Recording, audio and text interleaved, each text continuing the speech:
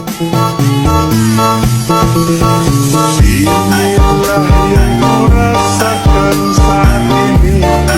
Halo teman-teman, kami di sini akan membuat video reaction tentang agroindustri olahan hasil perikanan yang ada di Kabupaten Pekalongan. Nah, sebelum kita tonton dan pembuatan video pembahasannya, perkenalkan saya Faik Gangga Pramana dengan NIM 24_023.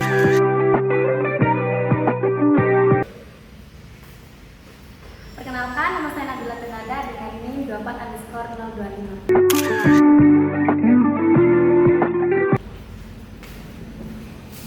Perkenalkan, nama saya Watalia Berlia dengan NIM 24_028. Perkenalkan, nama saya Naila Raja dengan NIM 24_022.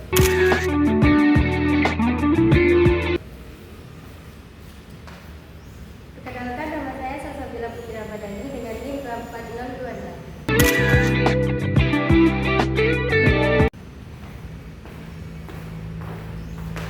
Perkenalkan, nama saya Lutfi Azini dengan NIM 24_024.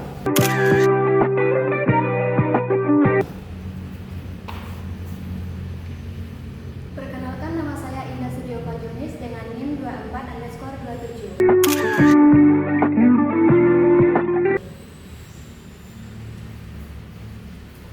Perkenalkan, nama saya Fauzi Ramadhani dengan NIM 24029. Nah, sebelum ke video reaksinya, mari kita tonton kasus berikut ini.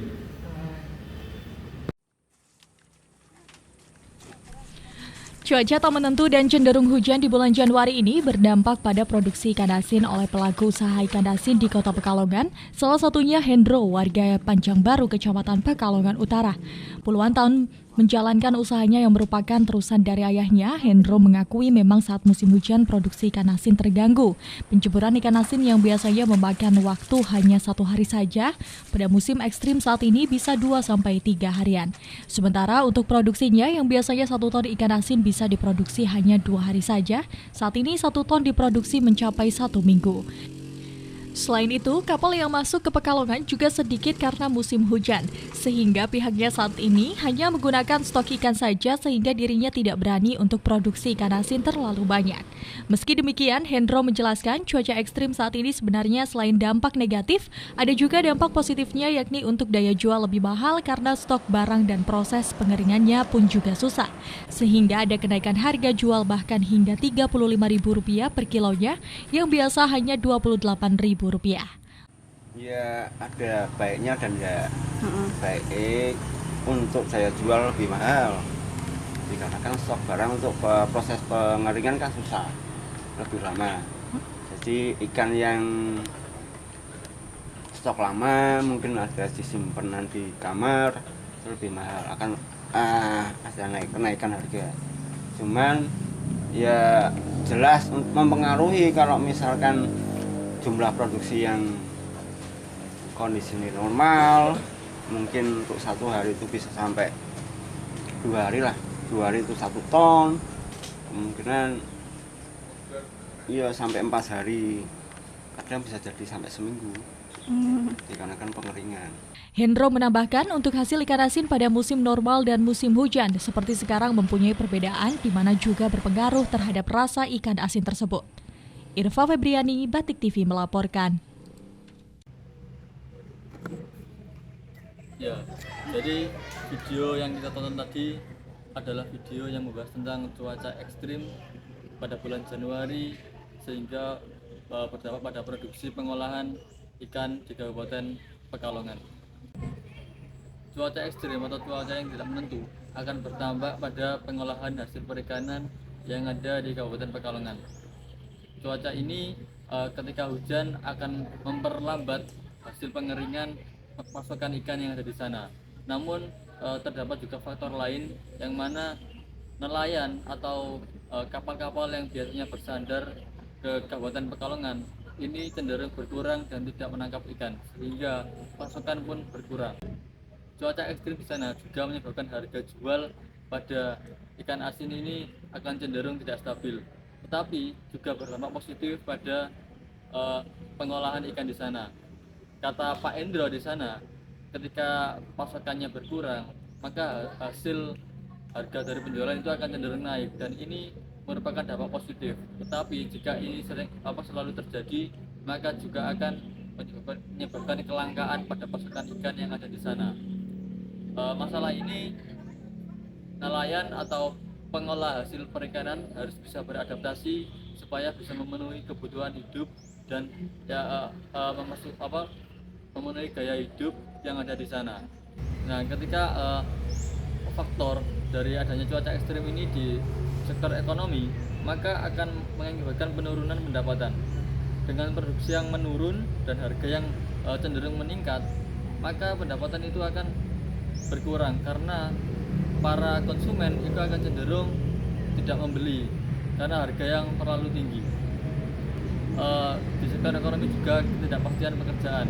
Para pekerja atau para nelayan yang ada di sana itu juga pekerjaannya tidak stabil, kadang bekerja kadang tidak karena cuaca yang ekstrim tersebut.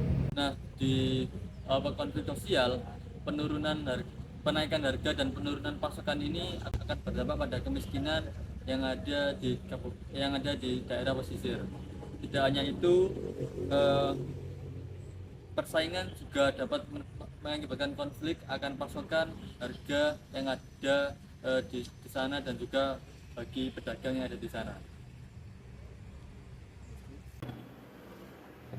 Langsung saja, yang pertama itu ada pemerintah atau pihak yang terkait yang dapat membangun sebuah gudang pengeringan yang dilengkapi dengan teknologi pengeringan modern yang seperti oven atau dehidrogen. Nah, hal ini akan memungkinkan proses pengeringan ikan asin itu dilakukan secara efisien dan terkendali atau terlepas dari kondisi cuaca.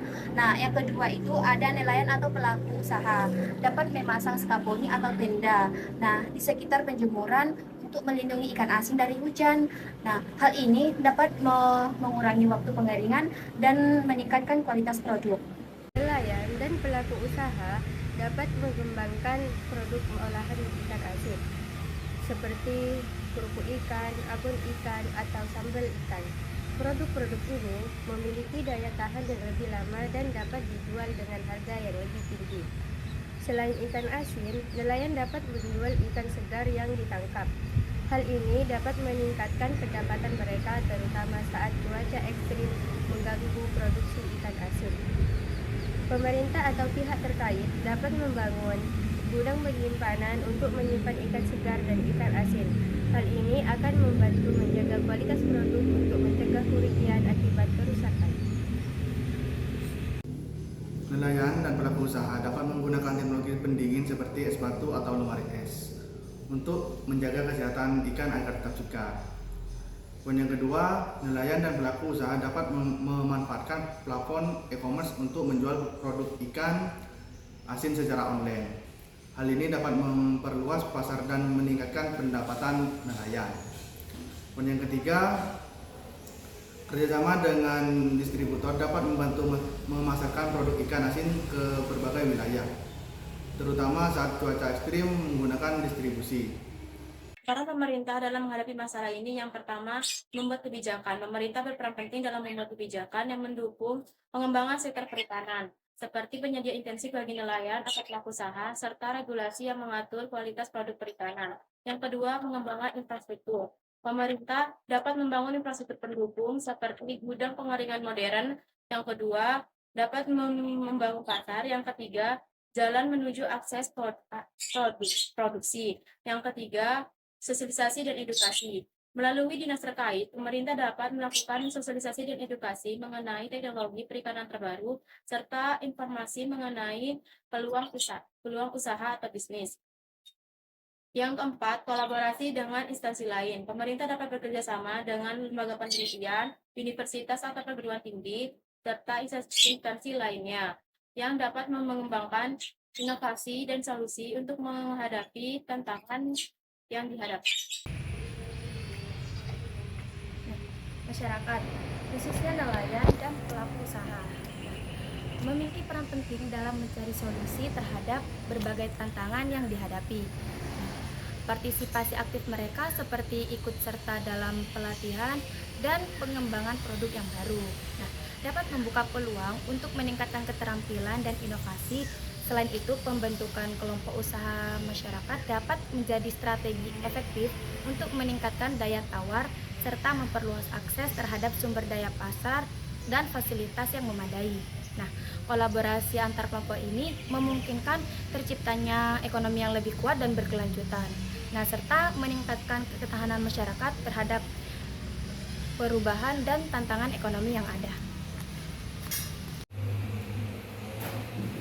Selanjutnya, dunia industri atau bisnis. Yang pertama yaitu investasi. Perusahaan swasta dapat berinvestasi dalam sektor perikanan seperti membangun pabrik pengolahan ikan dan juga menyediakan teknologi pengeringan modern. Yang kedua yaitu kemitraan.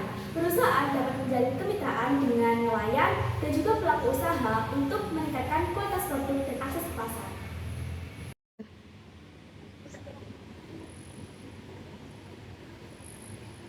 Selanjutnya yaitu NGO, Non-Government Organization atau LSM, lembaga swadaya masyarakat. Yang pertama, advokasi. NGO dapat melakukan advokasi kepada pemerintah dan perusahaan untuk mendukung kebijakan dan program yang berpihak kepada nelayan dan pelaku usaha kecil. Yang kedua, bantuan teknis. NGO dapat memberikan bantuan teknis kepada nelayan dan pelaku usaha, seperti pelatihan, pendampingan, dan akses terhadap informasi. Untuk mencapai hasil yang optimal, diperlukannya sinergi yang kuat antara pemerintah, masyarakat, dunia industri, dan NGO. Masing-masing peran memiliki peran yang saling melengkapi dan saling membantu, seperti dalam menghadapi masalah yang akan dihadapi. Audio Jungle.